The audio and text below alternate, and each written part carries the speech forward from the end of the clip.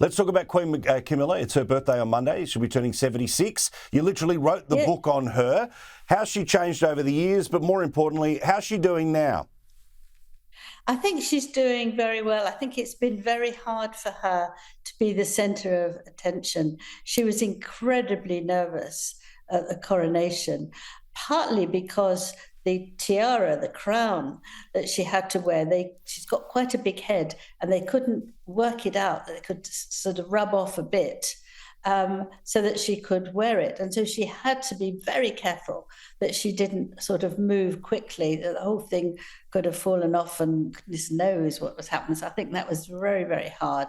But I think she's relaxing now. I have found that she's more relaxed. She's doing what's very important to her, which is supporting Charles, and she's managing to keep on her the engagements that she really feels important, like literacy and women who are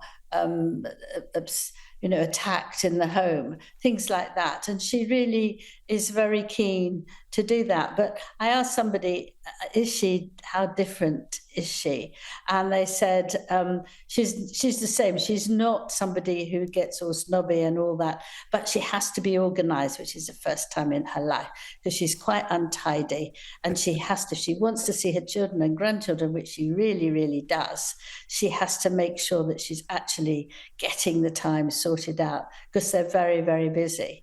I mean, she was going to be flying all over the place, and she's somebody who hates flying, but the government had said, cut back on this. I expect that's financial importance, that we don't go spending vast amounts of money, and the tours can wait a bit. She's probably very happy to be here in the UK with her dogs and with King Charles. And it was very, very sweet yesterday when she actually she became 76.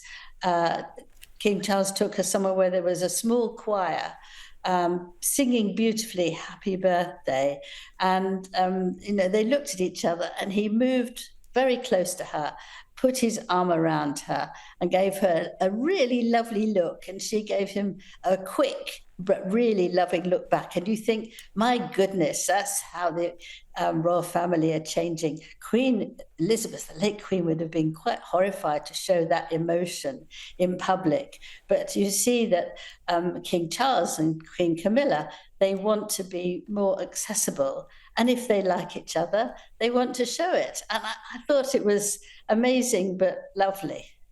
And William is obviously doing all he can to assert his independence. Certainly him and Catherine and the family turning up at Wimbledon was pretty awesome, seeing particularly Princess Charlotte, who I know is a favourite of many of us here at Sky News. Louis takes the cake for being a naughty little boy, but she's just very much the princess. Cool to see them at Wimbledon. But some of the housing arrangements suggest that he is trying to create maybe a little bit of distance, maybe a bit of independence. What do you think?